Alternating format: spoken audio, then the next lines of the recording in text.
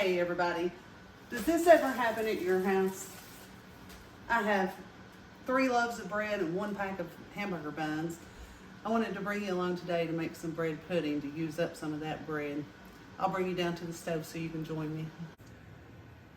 So unfortunately, this is a common occurrence at my house, and we have 1/4 of a loaf of bread and we buy fresh bread. We want to eat the fresh bread, and the other bread just sits until it's stale. This is still good bread. It's not molded. It's just getting stale. It's a few days old. And we also have hamburger buns that we had hamburgers or pulled pork one night. We ate 2, and now there are 6 buns left here that are going to be unused. I do have chickens, and I know that chickens can be given bread, but I'm never sure about how much bread, and I'm worried about sour crops. So if there are any chicken owners out there, please let me know in the comments how much bread is okay to give to your chickens. I'd love to know. So to start off, I'm going to chop up my bread in cubes, and then I will bring you right back when I've got it all chopped.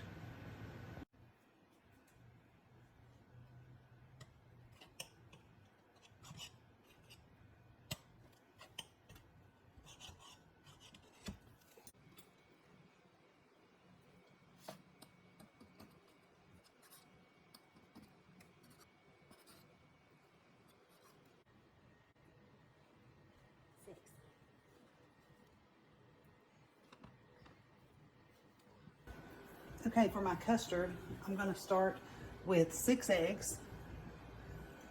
I want to add to the 6 eggs 2 cups of milk. I'm going to add to that a tablespoon of vanilla. This is a homemade vanilla. It's just made with vodka and spiced rum and vanilla beans. It's very good.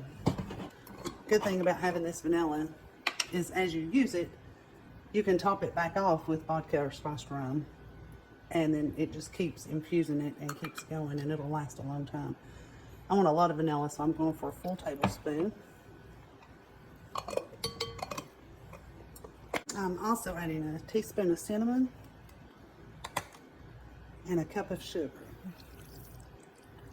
I'm going to whisk this together, and I'm going to pour it over my bread and let it soak in. I hope that all of you are using your bread, not throwing it away.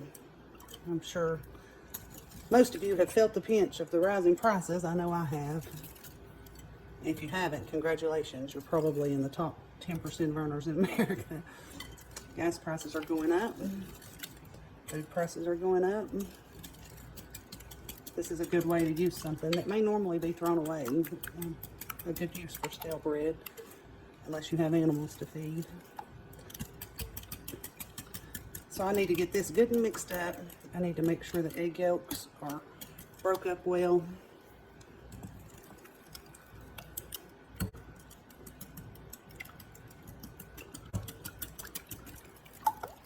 The cinnamon's just going to clump, but it'll be fine.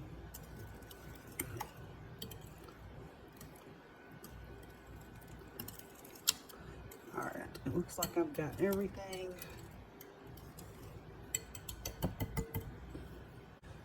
I'm going to pour my custard over my chopped up bread.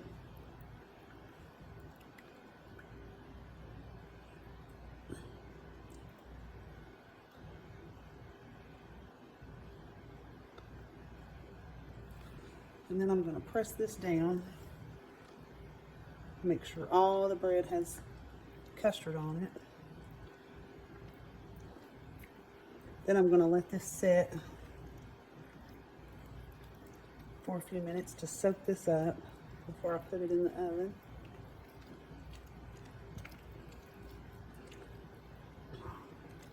So I'll be back with you in just a few minutes. It'll be ready to go in the oven. I'm back. I have let the bread pudding set for about 20 to 25 minutes.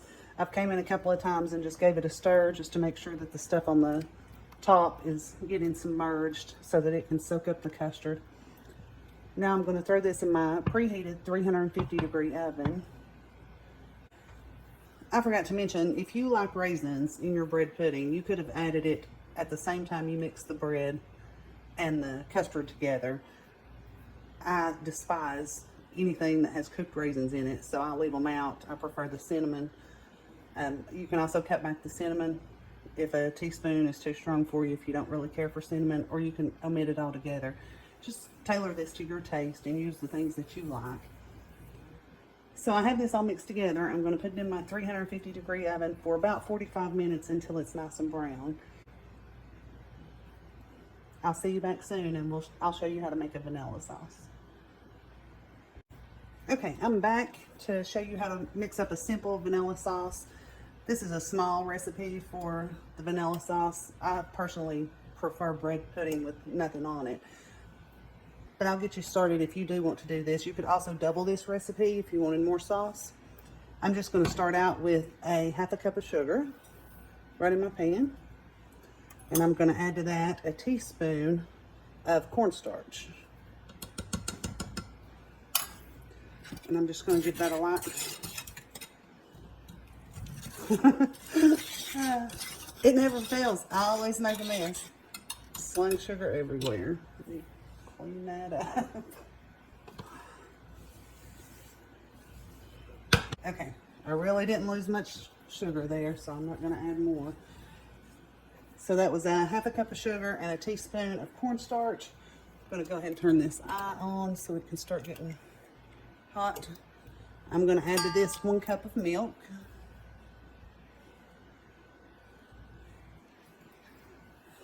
That eye's really too big. Let's try it back here. See if I can get you there.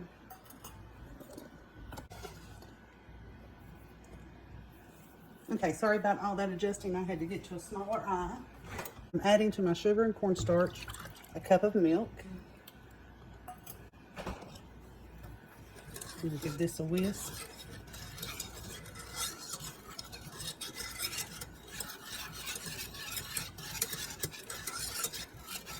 Now I want to heat this sauce up just before it comes to a boil. I don't want to boil the milk, but I want to get it really close to a boil. So I'm going to whisk, and I'll be back with you as soon as it gets up to 10. I wanted to bring you in for just a second and let you see that the milk is foaming as it's heating, and that's normal. Nothing's wrong with it. Just continue to heat it. Like I said, you don't want to bring it up to a boil, but you definitely want it up to a good simmer. Make sure it's heated all the way through. I'll be back in a moment to show you.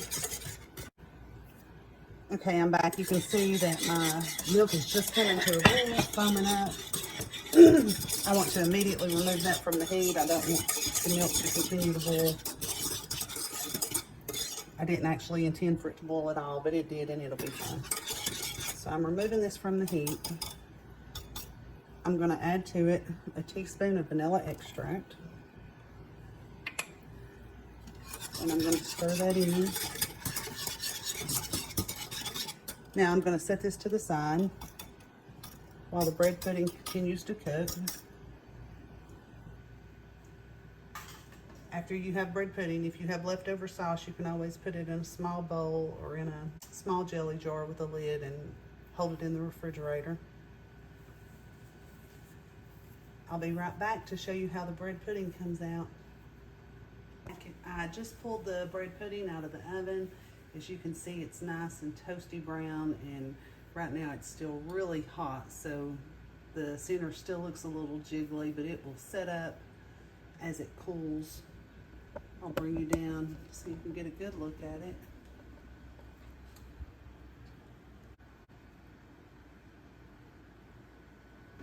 So as I said earlier, inflation is affecting almost everybody. It certainly is me.